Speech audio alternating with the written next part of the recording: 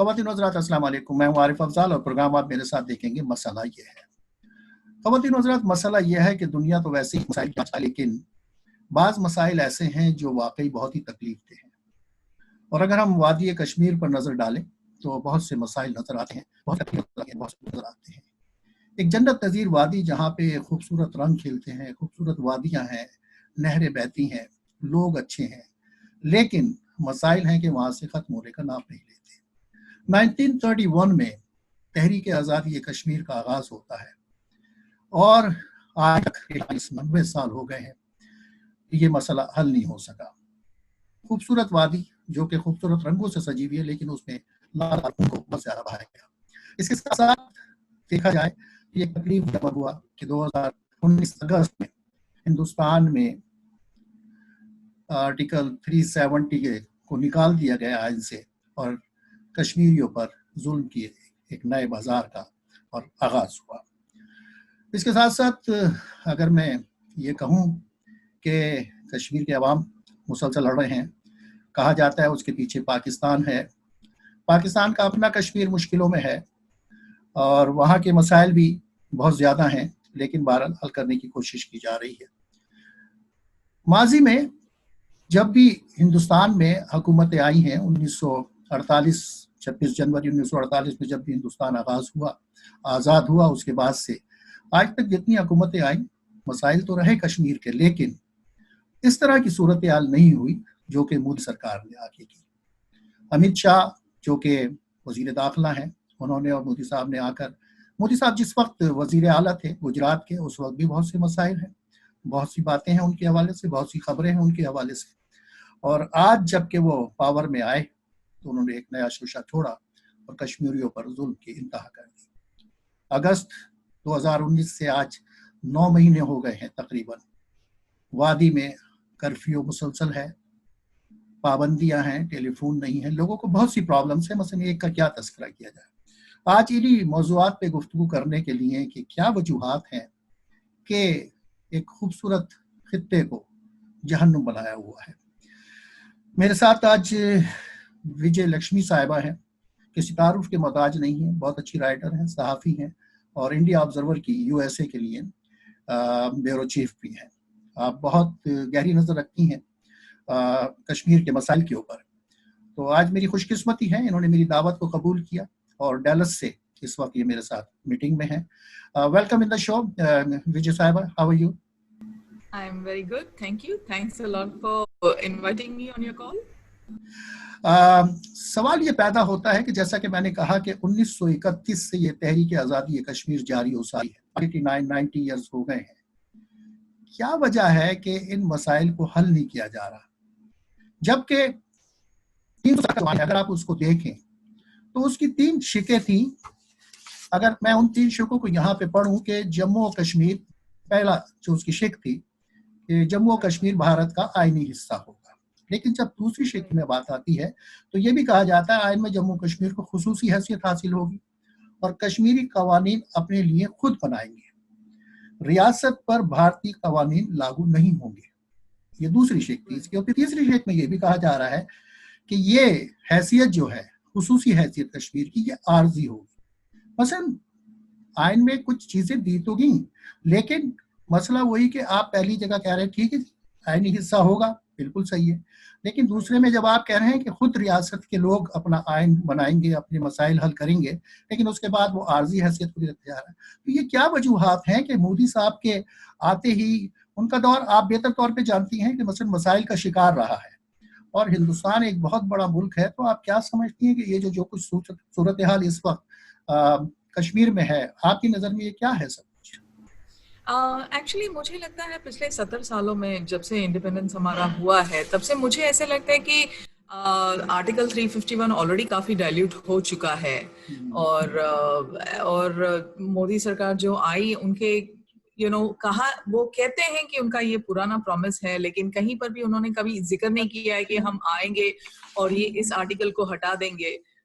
But आते ही मुझे ऐसे लगता है उनके जो भी डिसीजंस हुए हैं जब से वो पावर में आए हैं, बेसिकली वो डिस्ट्रैक्ट करने के लिए है और from the real issues that's hurting India. India में अभी फिलहाल अनएम्प्लॉयमेंट ज्यादा है, कंट्री की जीडीपी बिल्कुल डाउन हो चुकी है, इकोनॉमी डाउन हो चुकी है, एंड मोदी सरकार को शायद उनको यही लगता है कि ये सब मसले नहीं छेड़ेंगे तब तक वो पावर में नहीं रह सकते हैं। तो मुझे ऐसे लगता है बस वजह वजह बस यही है, उससे ज्यादा तो मुझे कोई वजह दिखती है नहीं। बिल्कुल जरूरत नहीं की थी, क्योंकि अब वो आर्टिकल ऑलरेडी काफी वीक हो चुकी थी, पावर सेंट्रलाइज हो चुकी थी, अभी प्रेसिडेंट रूल भी लागू हुआ है वहां पर। तो फिर ये इस आर्टिकल को छेड़खानी, उनकी सॉवरेनिटी को छेड़खानी करने का कोई मतलब, इमीडिएट कोई मतलब नहीं था। सही। आप क्या समझती हैं, आपका सहाफत में एक लंबा सफर है, क्या आपने अभी पिछली दफा जब हम इंडिया में इलेक्शन हो रहे थे तो इस किस्म के शोशे बहुत ज्यादा छोड़े जा रहे थे कि जैसे पाकिस्तान हिंदुस्तान से लड़ने के लिए खड़ा हुआ है। मैं ऐसे अपने सहाफती कैरियर में मैंने इस तरह की सूरत हाल कभी नहीं देखी, और पाकिस्तान ने हमेशा अमन और शांति की बात की है, अमन और शांति की बात की है।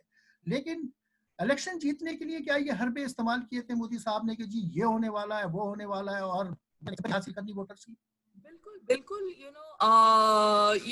बीजेपी गवर्नमेंट जो है, मोदी सरकार खास नेगेटिव नेशनलिज्म में बिलीव करती है। जब तक एक दुश्मन खड़ा नहीं कर सकती है, उनको ऐसे लगता है जब तक वो दुश्मन खड़ा नहीं करे, उसको पंचिंग बैग यूज नहीं किया जाए, तब तक शायद उनको ऐसे लगता है कि वो इलेक्शन जीत नहीं सकते हैं। तो चाहे वो पाकिस्तान हो, मुस्लिम्स हो, या ऑपोजिशन पार्टी हो, किसी ना किसी को बैशअप करने में लगे रहते हैं। बस उनका यही एक रवैया है जो बहुत नेगेटिविटी के थ्रू है। डेवलपमेंट पे तो कोई बातचीत होती है नहीं, और लोगों को ऐसे लगता है कि शायद स्ट्रॉन्ग लीडर ना हो तो हमको only he can save us, that is the attitude. तो वो उन्होंने ऐसा एक इमेज क्रिएट कर रखा है, which is very wrong, I think, in my opinion.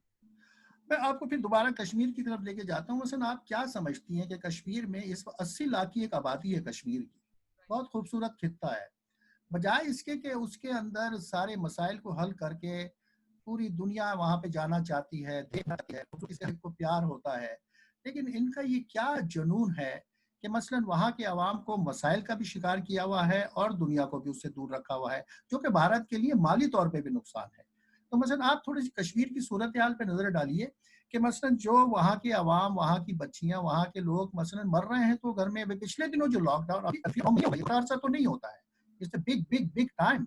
तो इस हवाले से कुछ फरमाइए। कश्मीर आप किस वक्त आप गए थे लास्ट, और जरा सा कुछ वहाँ की मंजरकशी कीजिए कि इस वक्त जो आपके इल्म में खबरें आ रही हैं कि क्या सूरत हाल है। मुझे कभी वहां जाने का मौका मिला नहीं है अभी तक, और जहां तक कश्मीर इश्यू का है, मुझे ऐसा लगता है कि 70 सालों में हमारी ये इंडियन गवर्नमेंट की अटर फेलियर है कि ये इशू हम सॉल्व नहीं कर पाए। ये बहुत बड़ी फेलियर है। वो प्रीवियस गवर्नमेंट्स के फेलियर का फायदा मोदी सरकार ने पूरी तरह उठाया है, और it is very very unfortunate कि कश्मीर इतना ब्यूटीफुल स्टेट है, हमारा अभिन्न अंग है, लेकिन फिर भी उसको इस तरीके से हम टॉर्चर किए जा रहे हैं, एक्सप्लॉइट किए जा रहे हैं। और ऐसे लगता है कि Modi government wants to set up his capitalist government there. कश्मीरियों को बिल्कुल एक्सप्लॉइट करना चाहते हैं, लैंड को एक्सप्लॉइट करना चाहते हैं। तो पता नहीं उनके इमीडिएट प्लान्स क्या है। उनको कब्जा करना था, कर लिया, लेकिन इसके बाद क्या करें, लॉकडाउन कैसे खोलें, आगे क्या होगी, इसका किसी को कोई अंदाजा नहीं है। मुझे लगता है कि उनको खुद को भी नहीं पता है कि अब इस लॉकडाउन को कैसे खोला जाए कश्मीर में, और खोलेंगे तो क्या माहौल होगा, कि वो कंट्रोल कर पाएंगे या नहीं कर पाएंगे। इसकी वजह से एक्सटेंडेड लॉकडाउन बस चला ही जा रहा है। बट इम्पोजिंग इस तरीके का मिलिट्री रूल देयर इज, मुझे बहुत शर्मनाक है, किसी भी देश के लिए शर्मनाक है, और भारत, इंडिया जैसे देश के लिए तो बिल्कुल बहुत ज्यादा शर्मनाक है, because we are a very spiritual country. हमारे लिए इस तरीके का डीह्यूमनाइज करना कश्मीर को, it's not the right thing to do at all in my mind. जी विजय, अभी आपने ये कहा कि आप कभी कश्मीर नहीं गए, और कश्मीर की वो देखिए 9 महीने होते हैं, बहुत बड़ा टाइम होता है, और किसी इलाके में कर्फ्यू हो और लोगों को यकीनन मुश्किलात तो होंगी। वो क्या मंजर है, पाकिस्तान का मीडिया अपने हिसाब से मंजर कशी कर रहा है, हर मुल्क का मीडिया अपने हिसाब से अपनी पॉलिसी से चलता है, और इन दो मुल्कों के दरमियान एक मसाइल तो हैं, तो उस हवाले से इंडिया का आप टीवी मीडिया देखें तो वो हर बात पे मसले पाकिस्तान के खिलाफ बात कर रहा होता है, उधर इधर की बात हो रही होती है। लेकिन आपका कहीं तो कोई राब्ता होगा, कुछ आपके ऐसे जर्नलिस्ट दोस्त होंगे जो वादी कश्मीर का दौरा करते होंगे, तो असल सूरत हाल में जानना चाहता हूँ, कुछ आपके इल्म में है कि इस वक्त ताज़ा तरीन सूरत हाल क्या है वहाँ? फिलहाल ताज़ा हालात तो काफ़ी खराब है। पूरा स्टेट बड़ी डिप्रेशन में है। खबरें कुछ ही बहुत कम खबरें आ रही हैं, वो भी प्राइवेट मीडिया से आ रही हैं। जो ऑनलाइन मीडिया है मोस्टली, मेन स्ट्रीम मीडिया तो बिल्कुल कोई ने शट डाउन कर दी है। और जो स्मॉल लोकल मीडिया है उनके ऊपर भी काफ़ी प्रेशर है। इंटरनेट है नहीं वहाँ पर जी। और बहुत स्लो है। अभी आया है, पहले एक ही एक प्रेस रूम से सारी रिपोर्टिंग होती थी और अब तो वहां पर भी स्पीड कम है, तो रिपोर्टिंग में दिक्कतें हो रही है, काफी प्रेशर है। पुलित्जर अवार्ड जो 3 जर्नलिस्टों ने जीता है वो भी बता रहे थे कि कैसे वो फोटोज लेते थे और they would drive down to the airport में किसी पैसेंजर को देते थे पेन ड्राइव में डालकर, और फिर उस तरीके से we saw those images of what exactly is happening in Kashmir. बाकी हालत तो काफी खराब है वहां पर। और जो ह्यूमन राइट्स एक टीम गई थी वहां पर और उन्होंने एक लंबा डिटेल्ड डिस्क्रिप्शन दिया है कि क्या हालत खराब है, और उनके हिसाब से तो बहुत कंडीशन खराब है। क्या बोला जाए, there is an anger building up, लेकिन एक हेल्पलेसनेस भी है कि लीडर सारे बंद हैं, उनको डायरेक्ट करने के लिए कोई नहीं है। पर जब ये लॉकडाउन खुलेगा मेरे को लगता है कि बहुत ज्यादा वायलेंस हो सकती है। अभी भी बहुत हो रही है, अभी भी टेररिज्म रुका नहीं है कुछ भी बिल्कुल। तो गवर्नमेंट ने जो रीजन बताई थी कि टेररिज्म रुक जाएगी, वैसा तो कुछ हुआ नहीं है। इंडियन सोल्जर्स भी मर रहे हैं, सीनियर ऑफिशियल्स मर रहे हैं, सीनियर ऑफिसर्स मर रहे हैं, जनरल्स मेजर्स मर रहे हैं। तो वो किस वजह से ये लॉकडाउन हुआ ये तो समझ के बाहर है। अच्छा, आप ये एक बात देखिए कि अपनी आज़ादी की जद्दोजहद करने वालों को टेररिस्ट, दहशतगर्द कहा जा रहा है, लेकिन जो जुल्म सितम भारतीय फौज, भारतीय दूसरी फोर्सेस वहां पर अवाम, निहत्ते अवाम के साथ कर रही है, तो क्या आप इसको दहशतगर्दी नहीं समझती? बिल्कुल समझती हूँ, बिल्कुल समझती हूँ। और मुझे लगता है आज की तारीख में I am an Indian journalist, लेकिन मुझे ये कहने में बिल्कुल कोई शर्म नहीं है कि आज हमारे देश में हमारे गवर्नमेंट से बड़ा टेररिस्ट और कोई नहीं है। मुझे लगता है सबसे ज्यादा टेरर दहशत हमारी खुद की सरकार ने फैला रखी है, नॉट जस्ट इन कश्मीर, पूरे देश में ही। तो जो आजादी के लिए लड़ रहे हैं उनको टेररिस्ट कहना मुझे सही नहीं लगता। सही नहीं लगता। अगर आप आज से माजी पे नजर डालें, मैं एक बात ये कहना चाहता हूँ, मैं पाकिस्तान में पैदा हुआ हूँ, लेकिन मेरे माँ बाप, मेरे दादा, मेरे दादी, मेरे नाना, मेरी नानी, ये सब लोग हिंदुस्तान में पैदा हुए हैं। मैं खुद बड़े तवातुर के साथ एज ए जर्नलिस्ट इंडिया में गया हूँ, मैंने बहुत कुछ इंडिया में देखा है, लेकिन बहुत सी हमें पाबंदियां लगा दी जाती हैं आज के दौर में। अब हम अमेरिका में बैठे हैं, नहीं जी आप पाकिस्तानी अपनी नेशनलिटी को सरेंडर कीजिए फिर आप इंडिया आ सकते हैं। वो हमारे बाप दादा की जन्मभूमि है, हमें वहां जाने का हक है।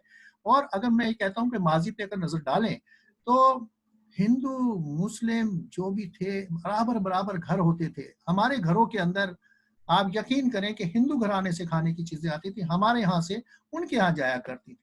एक अमनो आशती, एक भाईचारे की सारी फिजा थी। लेकिन ये क्या सिर्फ आप समझती हैं कि सिर्फ सियासत है? क्या हिंदुस्तान के अवाम, देखिए हर जगह थोड़े बहुत लोग तो होते हैं जिस तरह से मार पीट रहे हैं लोग मुसलमानों को, और गाय काटने के ऊपर या कोई भी हवाला आ जाता है किसी किस्म का भी, कोई भी इल्जाम लगा के उसको मार दिया जाता है, पीटा जाता है, ये थोड़े बहुत लोग होते हैं। लेकिन क्या आवाम के अंदर 100% तो ऐसी सूरत नहीं होती? अगर हम यहाँ अमेरिका में रहते हैं, हम यहाँ अक्सर लोगों से, हिंदुस्तानी हमारे भी दोस्त हैं, उनसे हमारी गुफ्तगू होती है, वो कभी भी नहीं कहते कि वो कोई जंग चाहते हैं, और जंग तो मसलों का हल होता भी नहीं है वैसे। बिल्कुल नहीं होता। और आई am a big advocate of Indo पाक पीस। मुझे ऐसे लगता है कि जब तक ये पीस नहीं होता दोनों देशों में, तब तक रियल प्रोग्रेस नहीं हो सकता है। दोनों ही देश का जो पैसा डिफेंस बजट है वो इतना ज्यादा हाई है बिकॉज ऑफ ये इतना डिस्टर्बेंस जो इतने बरसों से हो रहा है, और इसको जाना चाहिए।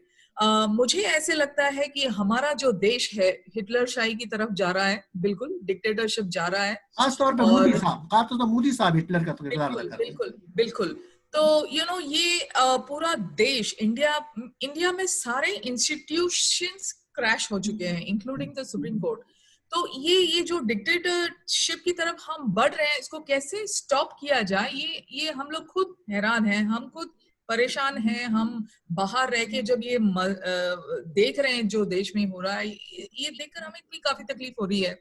और मुझे एक बात याद आती है, जर्मनी में जैसे हिटलर के जमाने में जो जूस मारे जा रहे थे और बहुत सारे जर्मन्स चुप बैठे थे, उनको ऐसे लगा था कि शायद उन्होंने कुछ जूस ने कुछ गलती की होगी इसलिए मारे जा रहे हैं, और बहुत सारे अच्छे जर्मन्स चुप थे। तो इंडिया में आज मेजोरिटी का भी यही हाल है कि गवर्नमेंट दहशत पे दहशत किए जा रही है और majority of the population silent है। इस वजह से गवर्नमेंट उनको कैसे रास्ते पे ले आए, पता नहीं है कैसे वो चेंज आएगा, मोड़ आएगा, लेकिन आना तो है। आना तो है।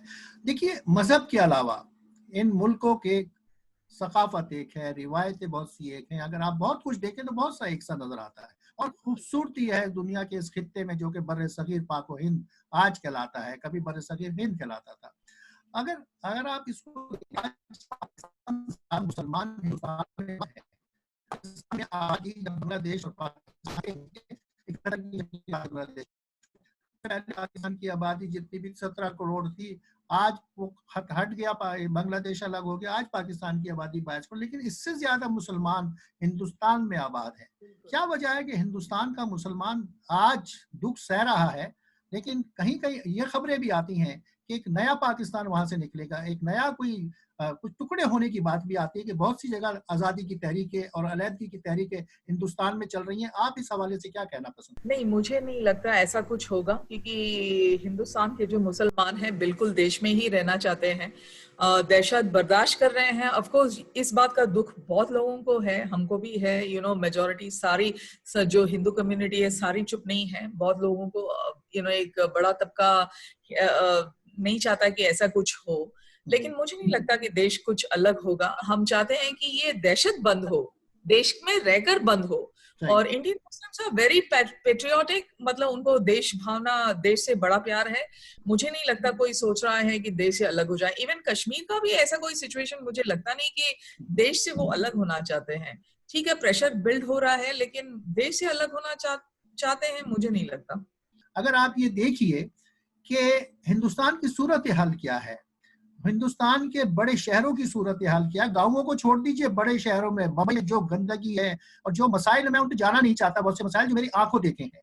मसलन रादर दैन के हुक्मरान, चाहे वो हिंदुस्तान के हो पाकिस्तान के हो, रादर दैन आवाम को सहूलतें पहुंचाए, आवाम के मसाइल हल करें, जो उनके बुनियादी हक हैं, पीने का पानी, बाथरूम का मसला बहुत बड़ा है इंडिया का, उनको बजाय हल करने के जंगी जुनून सवार करके बैठे। मसलन ये कब वक्त आएगा कि हिंदुस्तान के हुक्मरान आवाम का सही मानों में दुख दर्द को सोचते हुए मुल्क की हालत दुरुस्त करेंगे और अमन व आशती के साथ अपने हमसायों के साथ रहेंगे।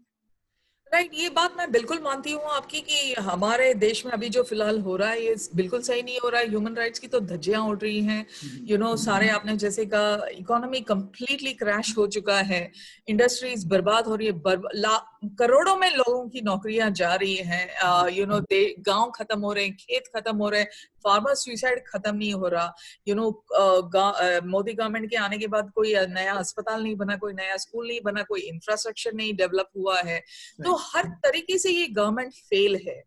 ओके, और उनकी एट्रोसिटीज जो बढ़ती जा रही है मुस्लिम्स के अगेंस्ट, और जो पाकिस्तान को हर वक्त एक निशाना बनाया जाता है सिर्फ इनकी पॉलिटिक्स को आगे करने के लिए, ये बहुत गलत हो रहा है। ये इस गवर्नमेंट की मैं बहुत बड़ी क्रिटिक हूँ, लेकिन देश से अलग होने की बात अब तक तो मुझे नहीं लगता हो रहा है। ठीक है, बहुत सारे अफवाहें फैल रही हैं, पर उस तरीके का नहीं हुआ है। मुस्लिम कम्युनिटी बिल्कुल हताश है, और अभी जो जिस तरीके से गल्फ कंट्रीज का प्रेशर आ रहा है इंडिया पे कि ये इशू को आप ठीक करो, ये खत्म करो कम्युनल हेट्रेड को, ये अच्छी बात हो रही है। मुझे ऐसे लगता है इंटरनेशनल प्रेशर जब तक नहीं आएगा हमारे देश पे, तब तक ये गवर्नमेंट सुधरने कोई अपना किबला दुरुस्त नहीं करेगी, अपने रास्ते को सीधा नहीं करेगी। बिल्कुल नहीं करेगी, देखा होगा पाकिस्तान में माजी के हुक्मरान हो या आज के हुक्मरान हो, उनकी तरफ से कभी जंग की बात नहीं होती, क्योंकि ये तयशुदा बात है कि जंग मसाइल का हल नहीं है। जंग जाने लेती है, जंग तोड़ फोड़ करती है, और उसके बाद जंग बंद की जाती है, कुछ आलमी ताकतें बीच में आती हैं और फिर सिवाय अफसोस के और पछतावे के कुछ नहीं होता। तो ये सब कुछ करने से पहले मसाइल का हल को क्यों नहीं सोचा जा रहा? सोचा तो क्यों नहीं सोचा जा रहा, क्योंकि अगर सोचेंगे तो इस गवर्नमेंट की पॉलिटिक्स खत्म हो जाएगी। सही। इनको ऐसे लगता है कि जब तक ये जंग की बातें ना करें, जब तक नफरत नहीं फैलाएं, जब तक कम्युनल हेट्रेड ना हो, जब तक किसी को निशाना नहीं बनाया जाए, इनकी पॉलिटिक्स आगे बढ़ नहीं सकती है, क्योंकि इनके पास काम है नहीं शो करने के लिए।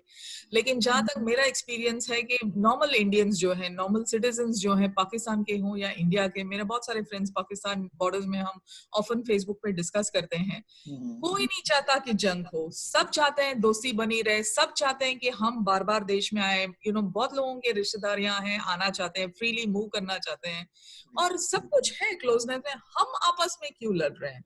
हमको तो बिल्कुल आपस में नहीं लड़ना चाहिए। There should be unity between India, Pakistan, Bangladesh, Sri Lanka, Nepal and even China.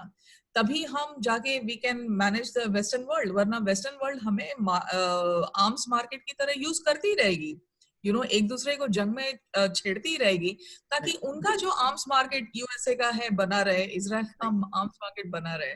तो ये हमको सिटीजन्स को ही अभी अवेयर होना पड़ेगा कि ये पॉलिटिक्स है और कुछ नहीं है।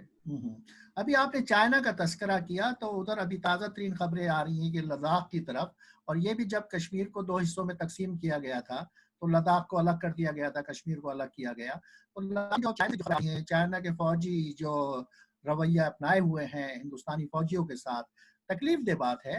मसलन हर पड़ोसी के साथ अगर अच्छे हमसाए के साथ अच्छे ताल्लुक को रखकर काम किया जाए तो बेहतर है। तो आप ये जो चीन के साथ मुठभेड़ हो रही है इस वक्त हिंदुस्तानी फौजियों की, और चीन तैयार बैठा हुआ है जंग के लिए, और चीन की इस वक्त आप कुछ कमजोर पावर नहीं है, कमजोर कंट्री नहीं है, इस हवाले से कुछ फरमाइएगा। मुझे ऐसा लगता है, मैं जैसा न्यूज पढ़ रही थी कि चाइना गवर्नमेंट पे भी प्रेशर है कि उन्होंने जिस तरीके से कोविड हैंडल किया है, उनके लोगों का प्रेशर है, तो वो गवर्नमेंट भी कुछ ये एक नया फैशन बन चुका है अमंग फैसिस्ट गवर्नमेंट्स कि हम जब तक अपनी ताकत नहीं बताएं दूसरे देशों के खिलाफ, तब तक हमारी पॉलिटिक्स आगे बढ़ नहीं सकती है। तो चाइना का भी यही हाल है, हमारे देश का भी यही हाल है। तो ये जंग कहाँ आकर रुकेगी, ये बड़ा सीरियस मैटर है। गवर्नमेंट छुपाने की कोशिश कर रही है कि मैटर कोई सीरियस नहीं है, हम देख लेंगे, लेकिन जैसे न्यूज आ रही है ऐसे लगता है काफी सीरियस है मैटर। प्रेसिडेंट ट्रंप साहब ने कहा है कि जी मैं सालिस का किरदार अदा करने के लिए तैयार हूं। अभी आपने कहा कि वेस्टर्न इंटरेस्ट हैं छोटे मुल्कों को, या जो दुश्मन एक दूसरे की बातों पर उनको लड़वा कर अपने फवायद देखे जाएं। साथ साथ वो प्रेसिडेंट साहब ये भी कह रहे हैं कि मैं सालिस का किरदार अदा करने के लिए तैयार हूँ। भी इलेक्शन है नवंबर में, तो मुझे ऐसे लगता है कि उनके लिए भी ये इलेक्शन का ही मसला है और कुछ नहीं। मुझे नहीं लगता उनको कोई इंटरेस्ट है, वरना वो फायदा उठाने की कोशिश कर रहे हैं सिचुएशन का। मुझे नहीं लगता कि उनके इंटरफियरेंस से हमें कोई फायदा होगा।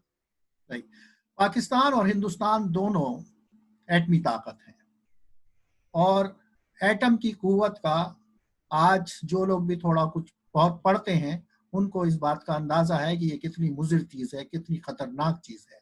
अगर पाकिस्तान हिंदुस्तान पे एटमी वार करता है, कोई एक एटम इस्तेमाल करता है, तो उसके असरात पाकिस्तान में कहा जाता है इसके साथ इसका धुआं फैलेगा, और ये भी कहा जाता है कि 15 डेज में ये अमेरिका तक भी पहुंच सकता है।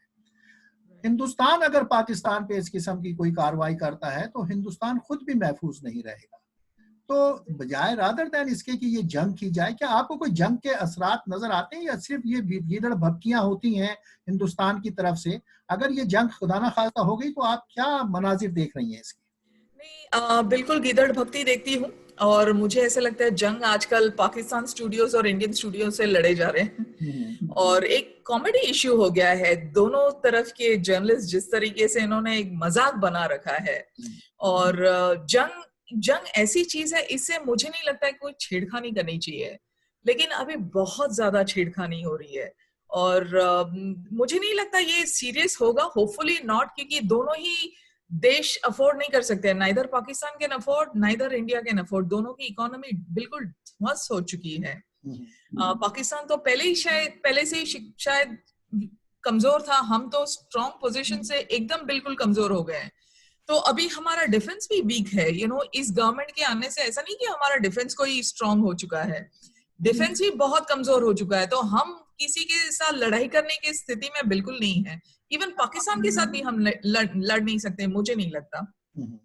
अभी आपने कहा कि डिफेंस हमारा कमजोर हो गया, और पिछले दिनों पाकिस्तान की अफवाज ने, हवाई जो फौज है, अफवाज है, उसने आपका एक तैयारा गिराया हिंदुस्तान का, जिसमें जिनका नाम मेरे ख्याल से मुझे तो जहन में इस वक्त नहीं आ रहा, शक्ल उनकी याद है। तो आप क्या समझती हैं? और एक पाकिस्तान ने खैर सगाली के जज्बे के तहत उस पायलट को वापस भी कर दिया। इस आप ये पाकिस्तान की कमजोरी समझती हैं, पाकिस्तान की बड़ाई है इस हवाले से? मैं पाकिस्तान की बहुत बड़ी बड़ाई समझती हूँ, और मुझे ऐसे लगता है कि इंडो पाकिस्तान पीस के लिए अभी तक मुझे ऐसे लगता है पाकिस्तान में सेंसिबल लीडर नहीं थे जो अब इमरान खान है। I think he is the best leader Pakistan could have had, और ऐसे ही सेंसिबल लीडर हमारे पास होता आज तो पीस के टॉक्स बहुत आगे बढ़ चुके होते। मुझे ऐसे लगता है बहुत अच्छे चांस होते हैं, लेकिन अनफॉर्चुनेटली वहां लीडरशिप जब इम्प्रूव हुई है, यहाँ लीडरशिप बहुत ज्यादा बिगड़ चुकी है। तो अगर यहाँ पर अगर डॉक्टर मनमोहन सिंह होते या राहुल गांधी भी होते, तो मुझे ऐसे लगता है कि पीस के चांसेस बहुत ज्यादा अच्छे होते, बेहतर होते। और लेकिन अनफॉर्चुनेटली वहां डिक्टेटरशिप कम हुआ तो यहाँ ज्यादा हो गया है। So it's very odd situation.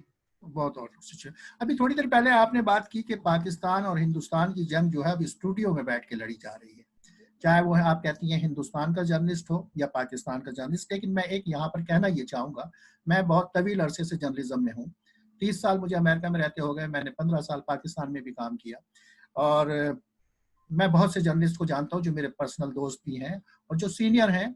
बहुत से लोग बाद में आए हैं जो जिनसे मेरी शनासाई नहीं है, लेकिन मैं बहुत अच्छी तरह जानता हूँ पाकिस्तान के किसी भी एंकर में वो जुनून नहीं है एंकर्स में मुझे नजर आता है, चाहे वो न्यूज रीडर हो, चाहे वो शोज के एंकर हो। आप ये पीछे तस्वीरें देख रही हैं, अभी आपने इसका तस्करा भी किया, जो क्रिकेट की तस्वीरें आप पीछे देख रही हैं, मेरी स्पोर्ट्स में बीट रही है। अब पाकिस्तान, अभी बेन स्टोक की किताब आई है, इंग्लैंड के जो वाइस कैप्टन है, उन्होंने कहा है कि 99 वर्ल्ड कप में हिंदुस्तान ने जानबूझ के मैच हारा इंग्लैंड के साथ। और इस बात को पाकिस्तान के साबिक टेस्ट क्रिकेटर बासित अली बहुत अरसे एक पाकिस्तान के टीवी पे ये बात कह चुके थे। तो वो वीडियो मौजूद है, आप कहेंगे तो इस प्रोग्राम में मैं उसको चला भी दूंगा, कि उन्होंने कहा जी ये बासित अली की बात गलत है, अगर ऐसा हुआ तो हम अपने टीवी को छोड़ देंगे, हम एंकरी छोड़ देंगे, हम जर्नलिज्म छोड़ देंगे। लेकिन सब वहां बैठे हुए, और बात आज इंग्लैंड का कप्तान अपनी किताब में इस बात का तस्करा कर रहा है। तो ये हमारे यहाँ जुनून कम है एंकर्स का, लेकिन जो शोर हिंदुस्तान के टीवी में मुझे नजर आता है, एंकर्स की जुबानी, एंकर्स के चेहरों पर ऊंचा ऊंची आवाज में बोलना, वो हमारे यहाँ कम अज कम नहीं है पाकिस्तान में। आप इसकी तायद करना चाहूंगा, मैं चाहूंगा कि आप इसकी हकीकत की तरह नजर से देखिए कि पाकिस्तान में वो रवैया नहीं है जो हिंदुस्तान के मीडिया का है। ठीक है, मैं I will not challenge that simply because क्योंकि मैं खुद भी देख रही हूँ कि हमारे देश का जो मीडिया है बिल्कुल बदतर हालत में है फिलहाल, और ये गवर्नमेंट खुद चाहती है। पाकिस्तान की गवर्नमेंट नहीं चाहती है ये बात को, मतलब पाकिस्तान की गवर्नमेंट फिलहाल, I think press freedom in Pakistan is ahead of India right now. और मुझे नहीं लगता कि वहाँ के मीडिया पे उस तरीके का दबाव है जिस तरीके का दबाव आज हमारे इंडिया में है। हमारा जो टेलीविजन मीडिया है, नेशनल मीडिया है, कंप्लीटली खत्म हो चुका है। कोई न्यूज तो है नहीं, ड्रामेबाजी हो रही है, एक एंटरटेनमेंट बन चुका है। और मैं मीडिया नहीं कहूंगी, लेकिन हम क्या करते हैं, यहाँ की जो इंडियन मीडिया है उन्होंने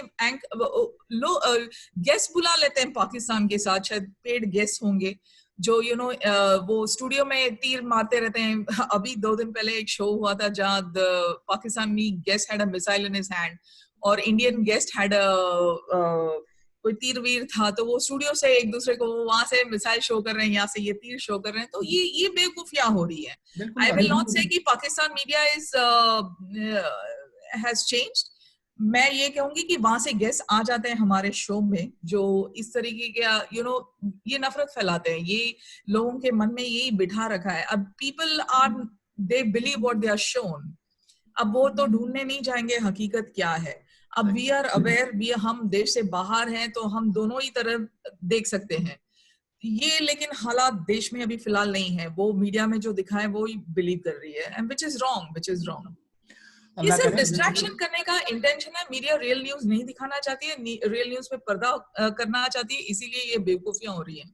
एक इंडस्ट्री बन गई है कि पैसा कमाने का दौर है, तो मसलन हर कोई चाहता है कि पैसा कमाया जाए ज्यादा से ज्यादा। बिल्कुल, अगर पैसे भी कमाया जाए तो भी ठीक है, लेकिन इंडस्ट्री बर्बाद हो रही है, मीडिया इंडस्ट्री भी बर्बाद हो रही है। और कोविड में बहुत हजारों में लोगों की नौकरियां गई हैं। और क्या हो रहा है कि जब कंपनीज डूब रही हैं, जब अर्थव्यवस्था इतनी खराब है, कंपनीज जब डूब रही है, तो एड्स कहाँ से आ रहे हैं? एड्स तो आ ही नहीं रहे हैं, सिर्फ गवर्नमेंट एड्स, सिर्फ गवर्नमेंट एड्स बचे हैं मीडिया के लिए।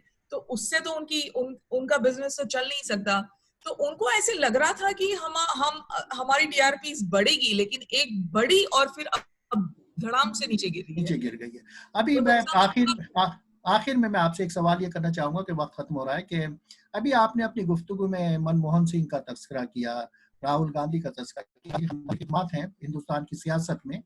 और मसलन क्या देखती हैं, क्या राहुल गांधी साहब कभी इख्तिदार में आते हुए आपको नजर आ रहे हैं, या हिंदुस्तान के अवाम मसलन यही नेशनलिज्म के राग के ऊपर मोदी साहब को या उनकी जमात को वोट देते रहेंगे? नहीं, राहुल गांधी का तो शायद प्राइम मिनिस्टर बनना मुझे पॉसिबल नहीं लगता, लेकिन मुझे ऐसे लगता है कि ओपोजिशन को साथ में आना पड़ेगा। जो भी अभी फ्रैगमेंटेड है। राहुल गांधी के अलावा मसलन कांग्रेस में कोई ऐसा लीडर नहीं है कि जो प्राइम मिनिस्टर बन सके?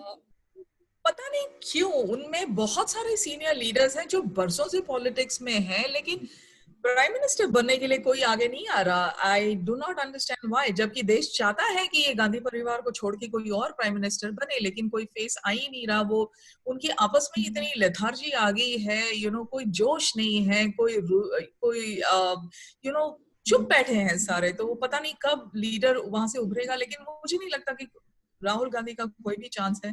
ऑपोजिशन लीडर्स को ही सामने आने पड़ेंगे। अब कैसे यह कॉम्बिनेशन परम्यूटेशन बनेगा, ये देखने की बात है। कोविड के बाद पता चलेगा भी कुछ महीनों में, क्योंकि अभी फिलहाल stocks of Modi is extremely low.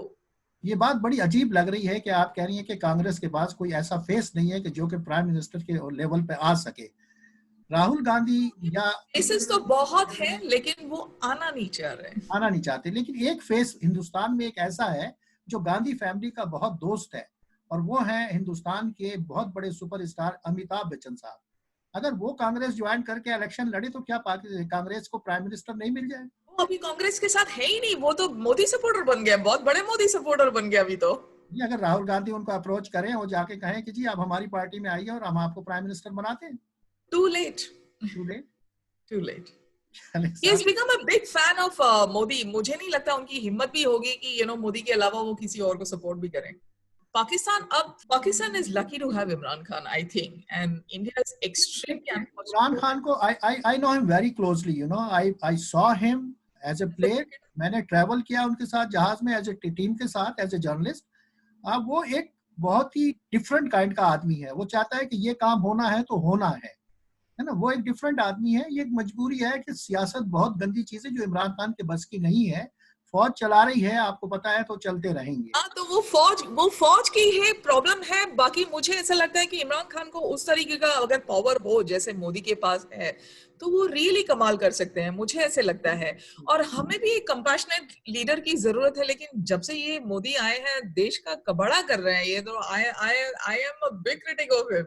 आप बिल्कुल ठीक कह रहे हैं ये बात। मैं आपको सच्ची बात बताऊं कि मेरे सगी खाला, she is living in India.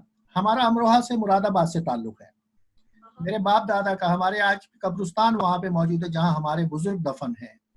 मेरे मामू वहां पे सगे रहते हैं, मेरी फूफी वहां पे सगी रहती हैं। अब उनका बहुत सौ का इंतकाल हो गया। दिल चाहता है कि उनको जाकर मिलें, उनके बच्चे हैं, लेकिन हमें वीजा नहीं दिया जाता है ना। वीजा नहीं है, बहुत तकलीफ दे बात है। मेरी वाइफ है, उसने कभी इंडिया नहीं देखा। मेरी ससुराल जो है, she is they from Ambala.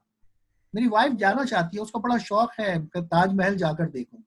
मैं ताजमहल पाकिस्तान हॉकी टीम के साथ टूर पे था, आगरा में, ग्वालियर में, तानसेन के मकबरे पे मैं गया।